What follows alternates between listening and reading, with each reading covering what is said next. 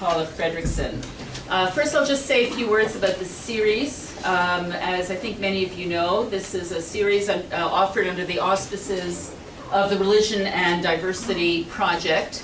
The co-organizers are André Laliberté, who's with us today, Pascal Fournier, Elke Winter, and Sonia Sika. And the funding comes primarily from Laurie Beeman's Canada Research Chair in the Contextualization of Religion in a Diverse Canada. There are also a number of sponsors for the project, including the art department, the Department of Classics and Religious Studies at the University of Ottawa, the Faculty of Arts, CIRChem at the University of Ottawa, and the Department of Sociology and Anthropology. And the next speaker in the series will be Linda Woodhead from Lancaster University. She will be speaking next Thursday afternoon. And her topic will be 4 reasons why religion has changed and will never be the same again. That sounds good. And that will take place here as well at 4 o'clock. And then just looking ahead, there's a speaker on January 16th, Michelle Lamont from Harvard. And on March the 20th, Paula Montero from the University of Sao Paulo. And there'll be plenty of publicity and announcements about those speakers as the time draws nearer. Paula Fredriksen is my very good friend. I think that's, you know, enough of a reason to invite her here to come and speak, but maybe not for everybody.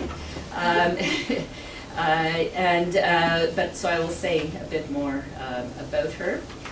She is the Aurelio, those are her reading glasses, yeah, Aurelio Professor of Scripture Emerita at Boston University, and the Distinguished Visiting Professor of Comparative Religion at the Hebrew University in Jerusalem. She has published widely on the social and intellectual history of ancient Christianity and on pagan Jewish-Christian relations in the Roman Empire. And I'll just list a number of her books, some of which you, or maybe all of which you might have heard of. Augustine on Romans, 1982. From Jesus to Christ, originally published 1988 and a second edition in 2000. Jesus of Nazareth, King of the Jews in 1999, which won the National Jewish Book Award in that year. And Augustine and the Jews, A Christian Defense of Jews in Judaism, 2010. Her recent work investigates the ways that ideas of God and of humanity shift in the period between Jesus and Augustine. And that work is published in a book called Sin, The Early History of an Idea, 2012, Princeton University Press, and I believe coming out shortly in paperback from Princeton. And currently, her project, she's working on a book that will be published by Yale, and the book is called, tentatively, Paul, the Gentiles, and the Redemption of Israel. And I think the work that she's presenting to us today, and again tomorrow afternoon, because we have another, we're fortunate to have another session with Paula tomorrow at 2:30, but that work, I believe, is part of this project. So without further ado, thank you.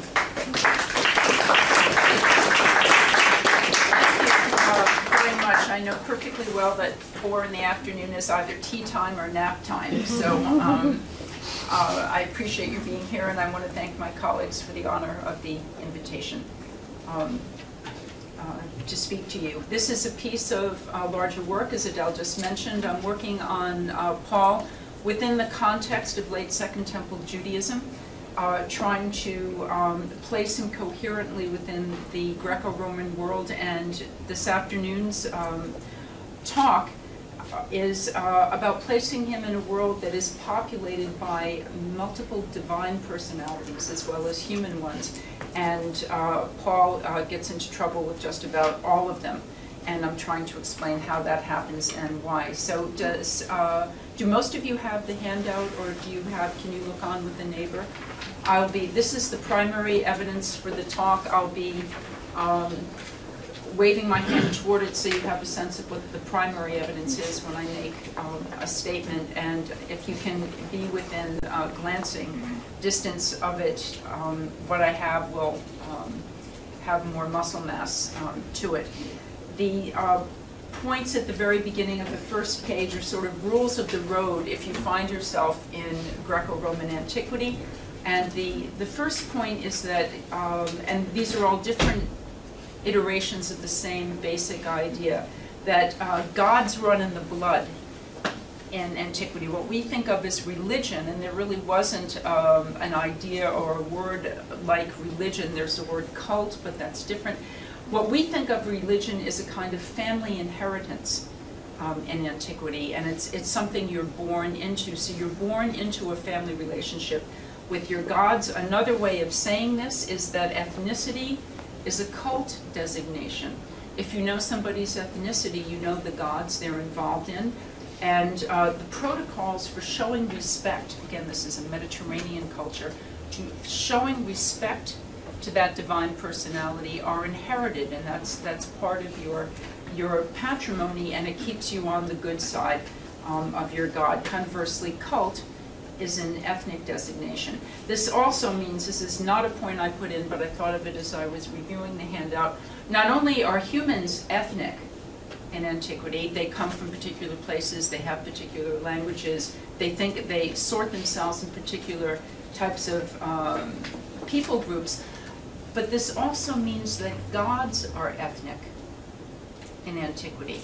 Gods have an ethnicity as well. This is true for Greco-Roman gods, and it's certainly true of the Jewish god, although that will get complicated both in the first century and in the course of the lecture this afternoon.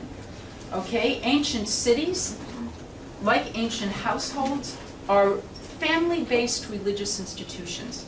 There is a notional kinship identity shared among citizens of a polis, an ancient city, and the city itself is set up to show honor to the gods who look after the well-being of the city. So there's a kind of relationship of sympathy and a showing of respect to the gods, who then are subvening the common weal of the city. Another rule in antiquity, which usually distresses my divinity school students, is that in antiquity all gods exist. All gods exist. And you want to be powerful when you bump into you want to be careful when you bump into a god that may not be your own. You might not know the protocols for showing respect to that god, but you want to treat him or her carefully anyway, because any god is more powerful than any human. If you want a standing on one leg definition of the divine personality, it's useful now with the computer-generated movies and superheroes that we have, but it's that kind of thing. Gods are more powerful than humans. Cult makes gods happy. And by cult I mean specifically Litrea. Those of you who are classicists, usually involved with some kind of offering, frequently blood offerings done publicly, done according to ancestral law, which is one of the word packages in antiquity that signifies what we think of as religion. So cult makes gods happy. And not being given cult makes gods unhappy, and the corollary to this is that unhappy gods make for unhappy humans. That sentence, for the purposes of this lecture, bears the same resemblance to what I'm going to say as, it is a truth universally acknowledged that a single man in possession of a great fortune must be in want of a wife. Bears to Pride and Prejudice. You've just gotten the whole idea of the lecture right there. Cult makes gods happy, lack of cult makes gods unhappy, and unhappy gods make for unhappy humans. That is the plot device for the talk this afternoon. And finally, a corollary of all these points, in antiquity, people we think of as monotheists, and you will find this repeatedly in all the secondary literature on ancient Judaism and ancient Christianity, that ancient Jews and ancient Christians, unlike pagans, are monotheists. Don't believe it. You heard it here first, or maybe not here first. In antiquity, all monotheists are polytheists, in the sense that not that everybody is worshiping all the gods, but people know that more than their own god exists. And the world, it's a world full of gods. So these gods and these humans form family groups, and the ethnic bonds between gods and humans are frequently configured as descent, which means that particularly if you have a high political profile in the Roman Empire, you're usually going to find a god in your family tree. But cities, the citizens of cities are seen to descend from gods, and that type of divine phenotype that stands in the background of city populations in part aids what's called kinship diplomacy in antiquity. This is how real gods are. You can generate a political treaty between two different cities by tracing back the genealogy of the citizens of these two different groups until you find a divine ancestor in common. Now this complicated the diplomatic situation for Hellenistic Jews in antiquity because their god didn't leave children behind in the ways that Greek and Roman gods did. But still, this was how diplomacy was conducted. So this is why we have in the book of Maccabees and repeated in Josephus, if you look at halfway down the first page under other families have other gods and these gods exist. Look at the very last entry there, 1 Maccabees 12:21 and following. AJ is the Antiquities of the Jews, Josephus and so on. There is Jews and Spartans find out, Judeans living in Jerusalem and Spartans find out that they have a family relationship. That's what that Greek word means, a kinship, because Hercules dated and subsequently mated with a granddaughter of Abraham's, which is how Jews have to sort of be very creative to get into the system. But that's how realistically, obviously Hercules really exists for the Jews who made the story up that got them into the in the diplomatic map of Hellenistic antiquity. So this blood relationship serves to stabilize relations between heaven and earth and relationships among humans. So it has a horizontal and a vertical practicality. I want to also argue in this case that a cluster of words that are typically misinterpreted in the New Testament when they're translated into English, eusebia, piety, pietas in Latin, isn't about what we think of piety. We think, again, we're on this side of the Romantic Revolution to this side of the Protestant Reformation. We think of piety as sincerity of belief or something like that. And in antiquity, it really is about the type of attentiveness to the particulars of executing the ancestral protocols of showing respect to the god. If you're a pious person, you're meticulous in worshiping your God the way that it's been given to you that that God wants to be worshipped, and worship specifically means cult. Another word frequently mistranslated is pistis, often translated as belief. And again, belief has this existential quality. Fides, of course, is the Latin word that corresponds to it. And pistis really indexes a kind of conviction. Like the Hebrew emunah.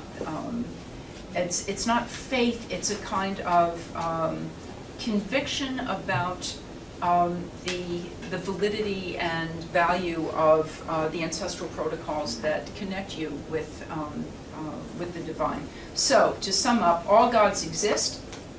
Their existence partly witnessed in the existence of their humans. Gods and humans form family groups. And to take all of this into the topic of the religion and diversity umbrella under which I speak, this means that one definition of ancient empire, a political definition of ancient empire is the largest number of different ethnic groups under one central government. Another definition is the greatest number of gods underneath the umbrella of one central government, which also means that ancient empire embodied pragmatic pluralism. Ancient empire was pragmatically pluralist. If all people have their own gods, if all gods exist, if any god is bigger than you and me and cult makes gods happy, then it simply makes good sense. So that there is a situation of what we in a civil society would call religious freedom or tolerance, but that's sort of misconfigured. This is a situation of pluralism because all of these gods really exist, to the point of Romans are very practical. When Romans were invading and trying to conquer another city, they would